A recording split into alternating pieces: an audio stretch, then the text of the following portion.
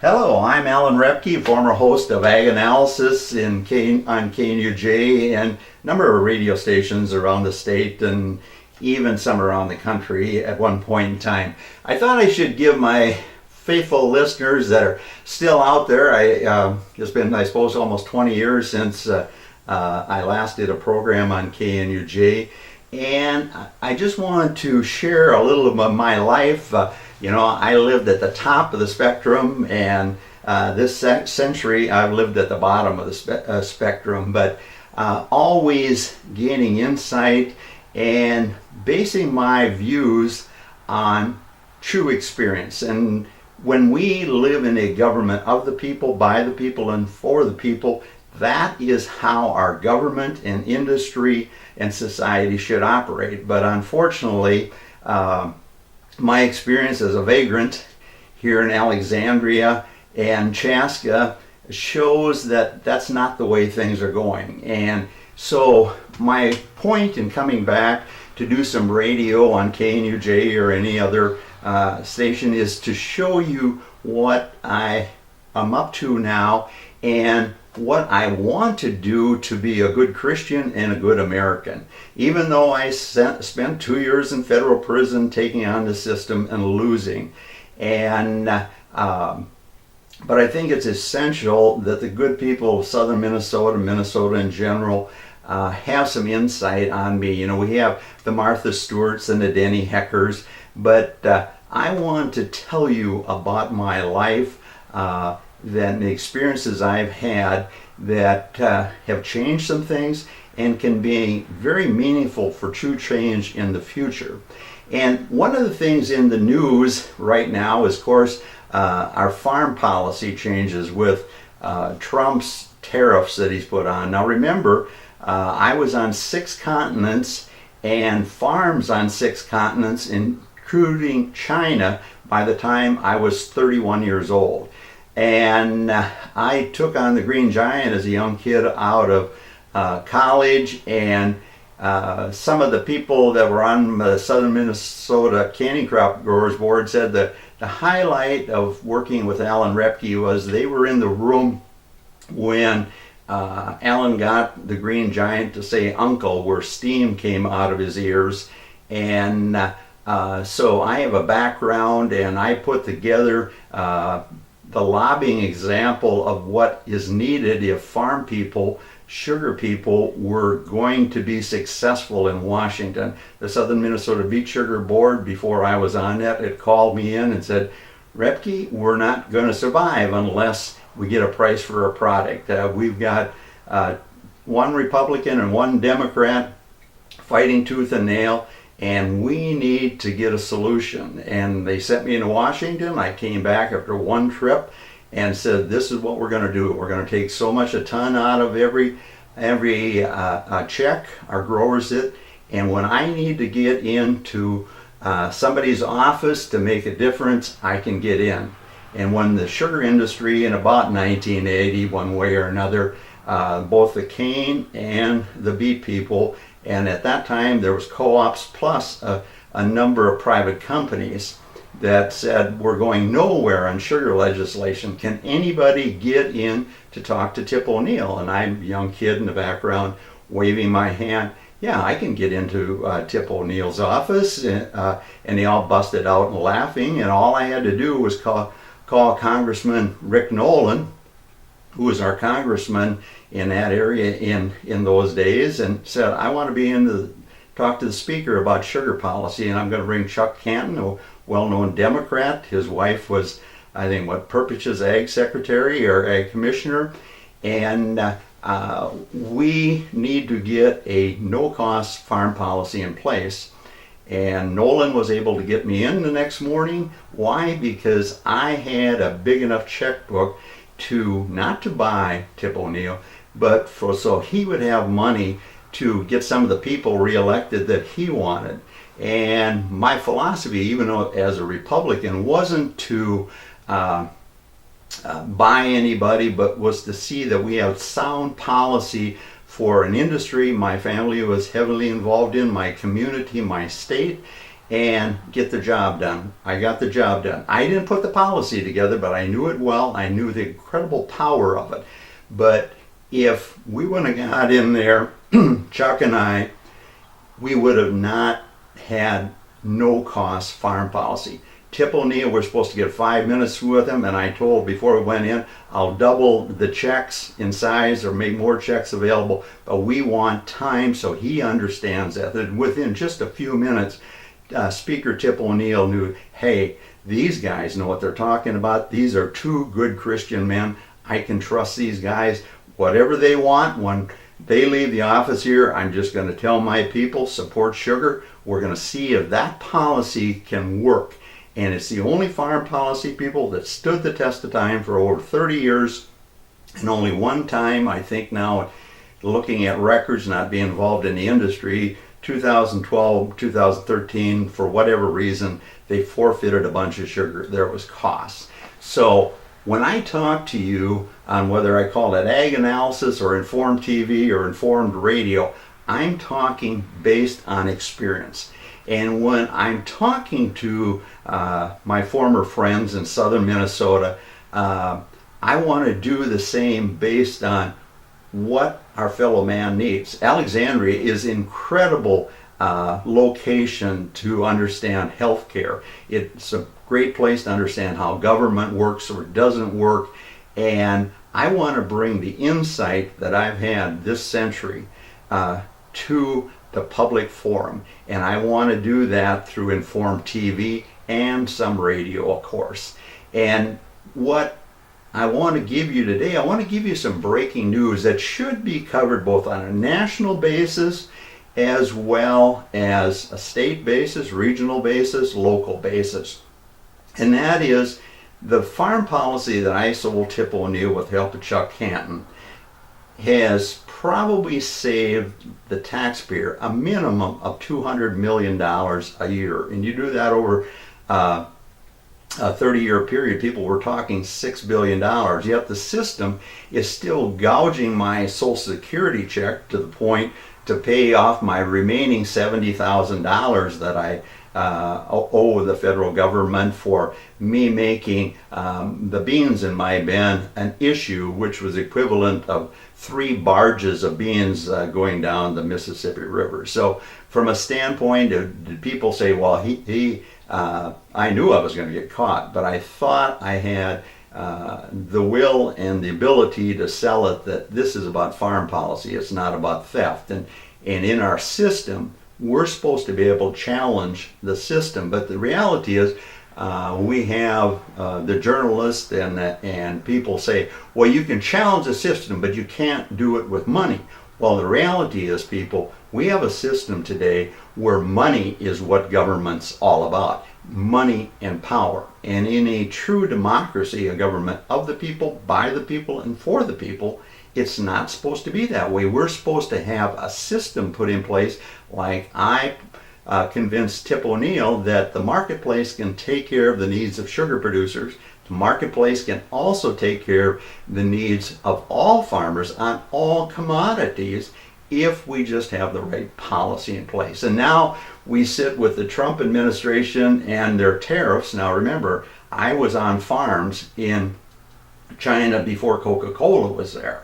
And when they talk about $12 billion, why doesn't Trump bring me in and talk of an alternative to $12 billion? I have an alternative that will save the taxpayer $12 billion and make agriculture in general much happier, especially people in the state of Minnesota. The major commodities will be much happier than taking a check. And they keep telling us on Twin Cities TV, that's what they want. They want to have a check from the government. And here's, not from the government, but from the marketplace. And Alan Roebke knows how to do that. Now my situation to get that done, I need to get back on Twin City TV. And I need to get back on Red River Valley TV, which I can easily do with your support. And for this election cycle, this needs to be presented, I shouldn't say drug in, but presented to the people of the Twin Cities, and all across the state of Minnesota that there is a viable alternative to spending $12 billion that will not only save the taxpayer $12 billion, but will see that rural America flourishes way more than the $12 billion they want to replace.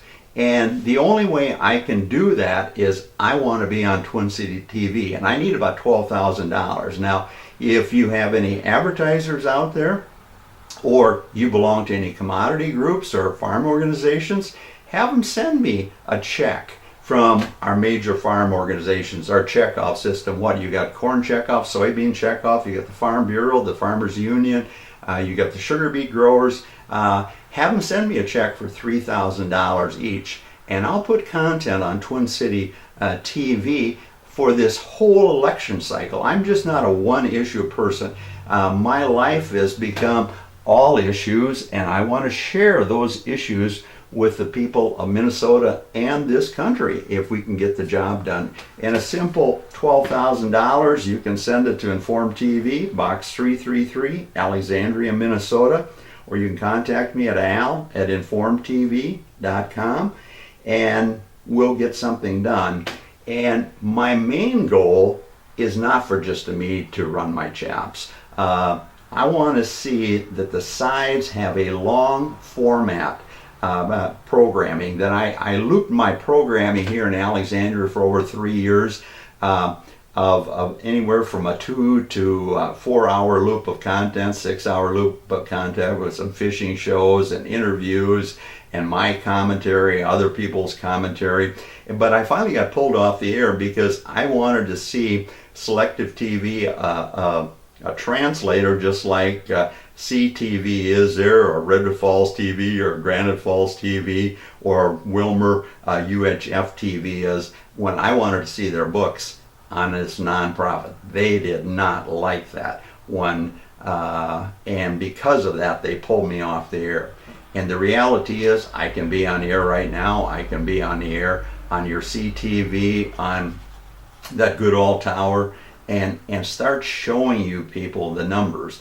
And this election cycle, what do I want to see this election cycle? I want to see that the candidates come in on broadcast TV and talk for half an hour. Talk for half an hour with me, or just bring some of their speeches and bring some of the major issues. Now, if you're commodity groups that you people give checks to, whether you're a landlord or an agribusiness, why aren't we giving this guy some money? What is $12,000 in exchange to save $12 billion? And to start a policy of not continuing present policy of subsidies, but seeing that we have a policy for all the commodities like we've had for 30 years for sugar.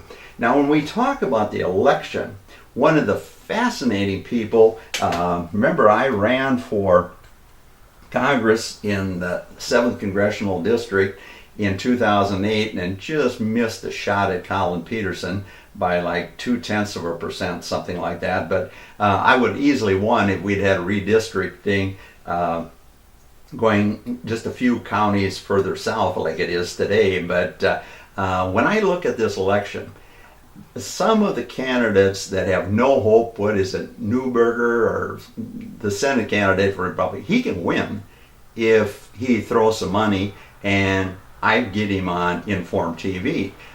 We can make this election not about Republicans and Democrats, but seeing that we get change. Now, the interesting thing, I'm not a Trump supporter from a standpoint of all his antics, but the reality, the American people spoke. And we've got all these organizations like Morning Joe and the head of CBS News, Stephen Colbert, these hate speeches of what the people did. Under our society, people, whether I like him or you like him, I want our president to be successful. And we will look at the incredible unproductive record of our Congress. They're even rated much lower than Donald Trump. We have to see that old Trump gets something done the next 2 years, and he's not going to get anything done unless he keeps a Republican Congress. We have the mess in North Korea, and I think he's the only one who can clean it up, but he needs to put more pressure on it, on the situation there. One of the other things this election that I find fascinating, and even as a conservative or a middle to moderate, that would be better, because sometimes I'm extremely conservative, sometimes I'm extremely a liberal. In fact, one of my claim to fame here on TV, people would come, we can't understand what side you're on, Alan. We love your program, we find it fascinating, but we can't decide what side you're on. I said, as a reporter, as a person that believes in a free press, I'm not supposed to be far right. I'm not supposed to be far left. I'm supposed to be in the middle to see that we get things done. And my history proves that I can move whatever direction takes to get things done. Now, Keith Ellison is one of the fascinating parts of this election cycle. Now, if you're a Democrat out there and you just don't want anything to do with Alan Roebke, you get Informed TV on Twin Cities coverage, where I have an opportunity to be on 24/7 the rest of the election. Keith Ellison is the most fascinating candidate by far on the election process, and I want to see that we get some insight on him as well as all the candidates. They can all come in and do what? Talk on a long format, present some of their speeches. Yes, they're going to have to deal with Alan Roebke on some of the things they're saying, both Republican and Democrat, but you will find the most fascinating election channel ever if you throw in some money to Inform TV at Box 333, Alexandria, Minnesota. On Judgment Day, what is the good Lord going to say to you? What did you do to see that the Pharisees didn't rule in the 21st century? Well, the only way we can challenge the Pharisees of today is that we bring back a free and independent press, and that's what Inform TV is all about. The other thing I want to talk about, whether I'm talking on radio, is the modernization of our government. People, look at the incredible changes in how we get our goods and services, the size of various businesses, and so on. What has happened? We have everything changing. Now, I was born in 1950, and look at the incredible amount of change in my 68 years. Yet when it comes to government, we haven't changed anything, in my view. We haven't shrunk the House of Representatives in Washington, D.C. down to about 200 people, so they know each other and actually get something done, so the Speaker is in charge of everything, or the committee chairmen aren't in charge of everything. When we look at St. Paul, the capital here in Minnesota, we don't need 201 people down there. We can easily do it with 100. In fact, we do it much better. We've got a lot of people I've talked to, why don't you run for office? Their overwhelming reaction, people, is, I'm not going to deal with that group of idiots they got down there. And when I lobbied for farm legislation at the Capitol with Roger Moe and various sides, the people ask, what do we really need to know about St. Paul? Well, only 25% of the people should be there. And then they asked me the same thing when I was doing sugar legislation, lobbying for Southern Minnesota Beet Sugar Co-op as well as the sugar industry. What do you think of the people in Washington? Well, a third of them belong there. The other 2/3 have no business there. So I want to see that we have a modernized government, people, to get the best people policy possible. And the interesting thing is we see the proper hate people like the Morning Joes and the Stephen Colberts and all our comedians now are political analysts and actually want the overthrow of the president. See, my view is whoever we get as president, we work with him. And him or her, and we get something done. But in our present situation, we don't have that choice. Now, from a standpoint of rural America, there's a bunch of things in rural America, the sacred cows of rural America, goods and services that you get, that also should be modernized. And your CTV or selective TV and the FCC policies on TV, we've got Amy Klobuchar and Thune and Kramer in North Dakota. These people are not seeing that the public airways serves the people.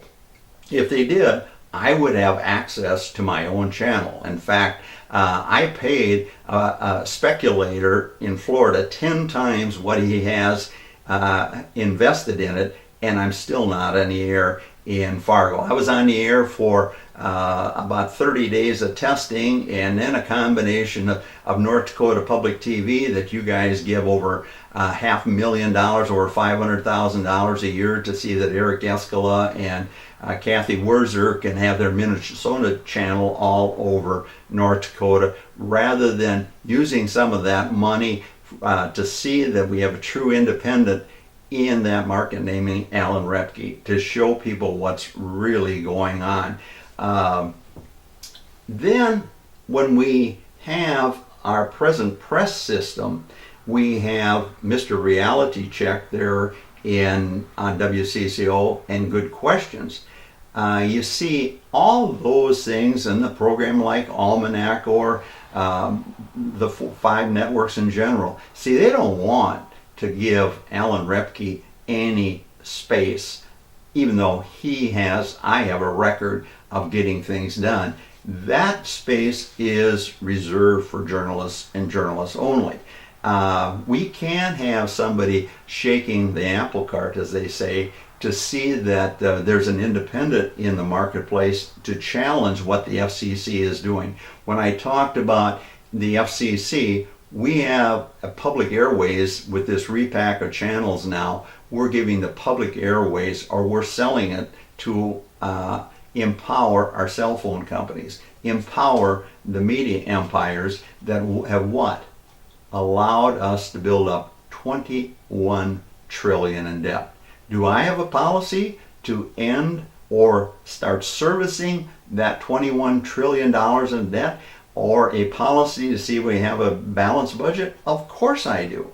I don't just talk the talk as these guys do. I want to talk to my fellow man, my fellow Christians, about what we should be doing to see that we keep our world at peace, and to see the resources of this great country, this great earth, are shared with more than just the rich and the famous. And when the people we have that have shortcomings, see, I believe thoroughly in the fact that the shortcomings of mankind can only be addressed through sound governance and sound debate on the issues, or disclosure better. Debate becomes a strictly the right side or the left side. I want to see that we have content on the airways of seeing that we modernize how we're taking care of the shortcomings of our fellow man on the bottom, like I've been for most of this century, or all of this century I should say. And we'll give you some insight on things that you can't believe. I still have people coming up to me on a regular basis here now, why aren't you on TV? But see, the problem, people, is in our society today, the common guy, you're just supposed to shut up and do what you're told. And we're living in such an authoritarian society today that people are afraid to step forward. They are afraid it might cost them their job. They're afraid it might cost them a promotion. And it's a valid concern. I mean, Alexandria is a great place to show you how that takes place. And healthcare. What about healthcare? Let's talk about healthcare. I was a guy that I've never been in a hospital, knock on wood, but as age comes on, all of a sudden when I was working at a solar farm, both to keep a roof over my head, even though I'd been living in my 85 Plymouth for over 3 months, I wanted some insight on the solar industry, and I have some insight that needs to be told, and needs to be told big time, to understand energy. And when we look at energy, are we following sound policies? And we talk about money or TV time for an industry. The ethanol industry, which I thoroughly support, needs to be on TV on a regular basis, and I can do it on the cheap, as they say. The other thing, when healthcare, I started to talk about how when I was working there and living in my car, I'm working 7 days a week to buy a little piece of land up in the hills that is taller than Inspiration Peak to put my own tower up if I was pulled off the air by this nonprofit. My legs started swelling up. So I went to the doctor right away, legs and feet, and the doctor told me, well, you got venous insufficiency. And I said, well, my mother always had trouble with her legs being puffed up. Oh, well, you probably got the same thing. But here's the reality, people. By not having, in addition to my Social Security or my Medicare program, and I had to wait till 2018 in January to get that policy in place, I accepted what this doctor told me. And he said, you got to keep your feet up and all this type of thing. When in reality, what was going on as a low-income person, I wasn't passing urine correctly. And I thought I was going fine. My dad had bladder and issues with that, a big part of his life. I never even thought of that, because I thought I was going to the bathroom like everybody else, or like I always did, or maybe more frequently. But it turned out my bladder was shutting down, and the treatment I was doing was the very worst thing, instead of addressing the issue right away. And then when I come down after being sick all last winter, I finally told him in the Alexandria Clinic, owned by Douglas County here, and that's why I say I can give you some incredible insight on healthcare. My bladder was shutting down, and they filled me up with water to the point where they took about equivalent of a six-pack a pop out of me after they loaded me up with all this stuff. But anyway, I have to catheterize myself 3 to 4 times a day just to go to the bathroom. So I have some real insight on health as well. I see I'm down to 30 seconds here, and I appreciate KNUJ allowing me to talk to you good folks. And I want to give you something to think about. Informed TV, Box 333, Alexandria, Minnesota, or al@informedtv.com. You can send me an email. We need to get something done. We need to see that the public is informed. And that's what Alan Roebke is all about, based on a life of experience. Thank you, Alan Roebke.